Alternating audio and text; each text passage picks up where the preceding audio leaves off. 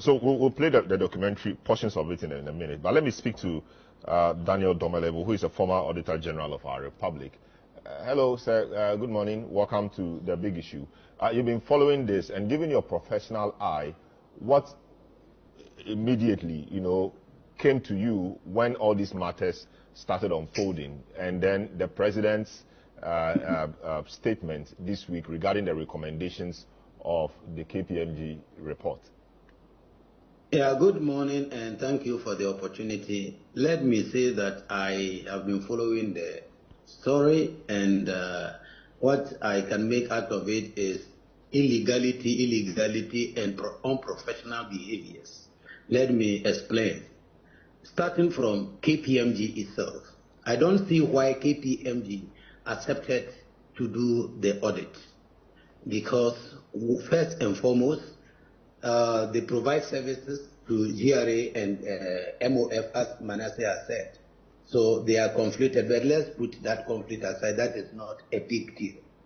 KPMG cannot accept an illegal contract from the government. The contract under which KPMG was itself chosen to go and do the audit should have been a competitive process.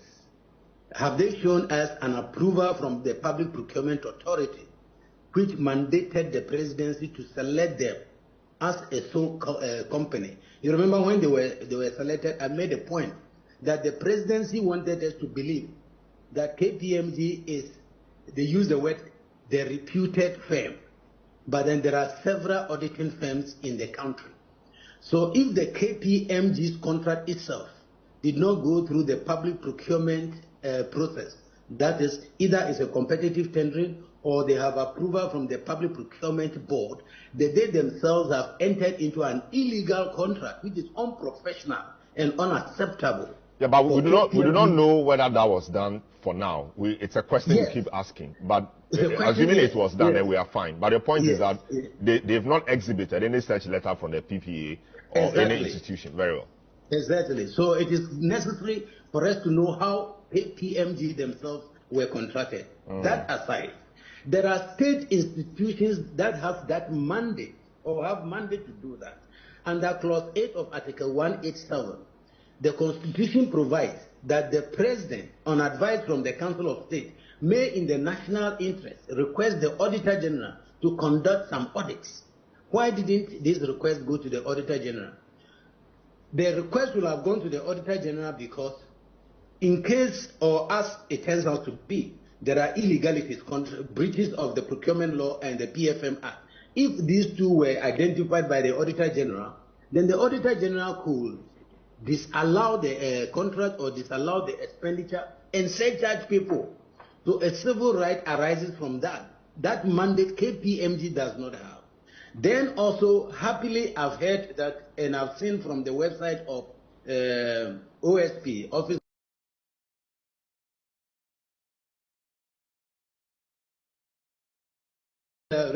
approaches. One, which is an audit by the Auditor General, which could lead to disallowance and surcharges, then investigation and possible prosecution by the OSP. But the President ignored the constitutional provision and went in to engage KPMG. And I made a point which I want to repeat, that anytime the public cries about wastage, the government wastes additional money. This is an example of it.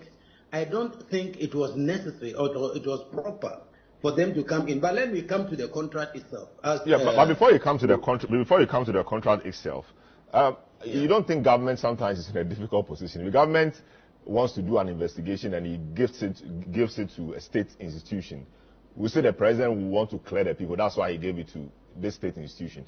Now he gives it to a private, reputable institution to do, like the KPMG, and we still appear to be having issues. Well, what should the president be doing in things like that? We call him a clearing agent.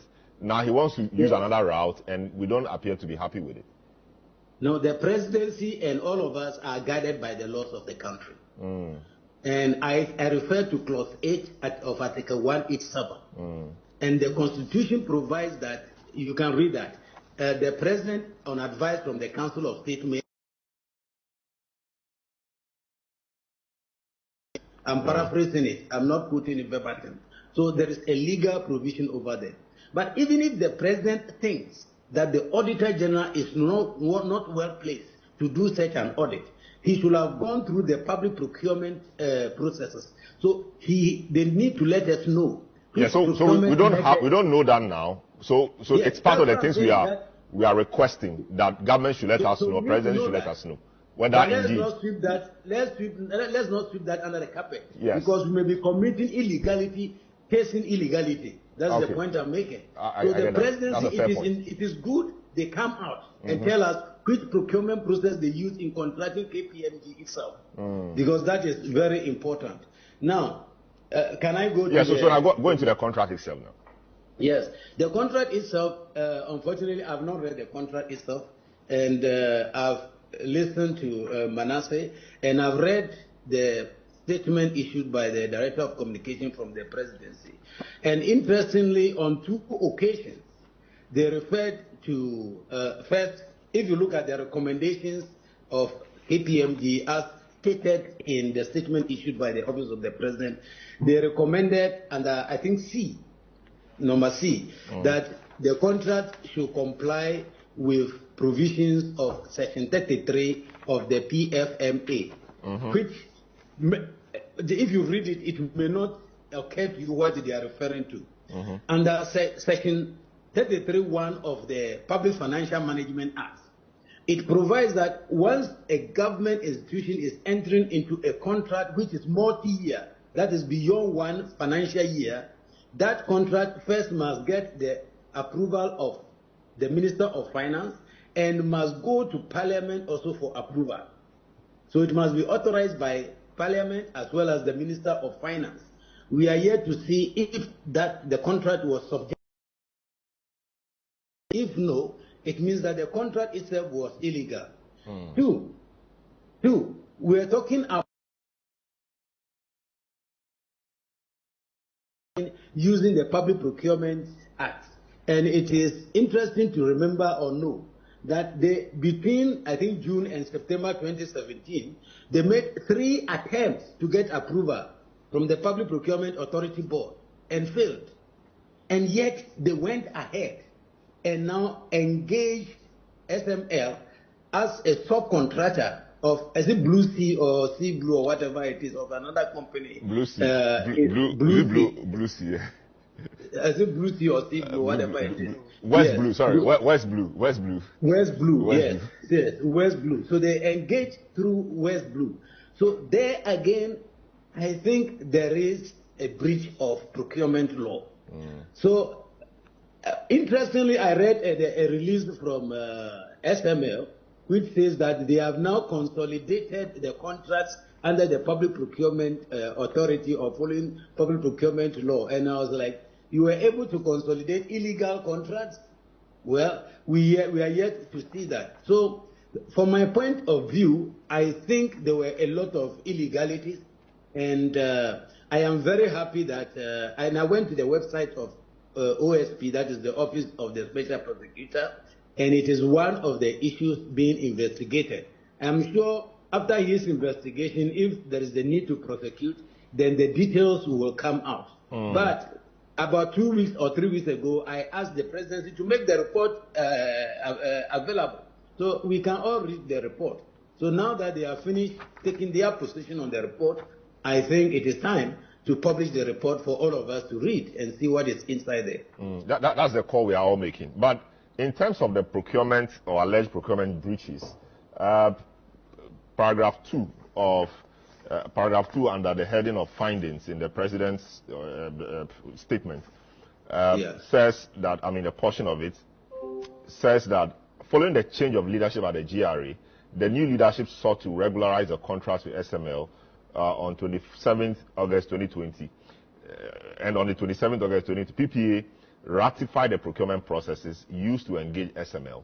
So if the PPA now ratified the processes, then it cures any illegality that might have been committed, because there is a reason for the ratification and regularization, because the law contemplated or contemplates that situations like this may arise. So it is important to have a regularization or a ratification of the contract. What do you say to that?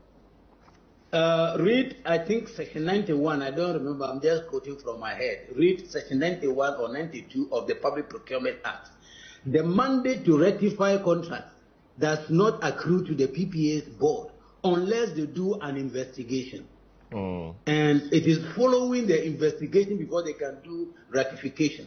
So in that case, they'll have to put that report also in the public domain for us to see what they found out, what they found in the course of their investigation, as a result of which they are ratifying. So it's not straightforward like that. At times we just use words to cover up everything. If it is true that there was ratification, then it means there was an independent investigation done or commissioned by the Public Procurement Authority. You can check, I think it is Section 91 or 92. I remember roughly in my mind. Yeah. So if you take that, then there is also another report they have to give us. They must have to show us what did the Public Procurement Authority board see based upon the investigation, as a result of which they ratified. So ratification is not something like you just did something wrong, you come and then we ratify. No, you have to investigate. The PPA board refused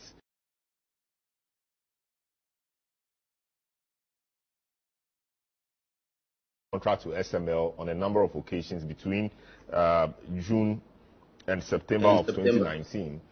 You don't think that the same PPA board would have done or gone through the right processes in regularizing or ratifying the contract in the absence of any other information we may have?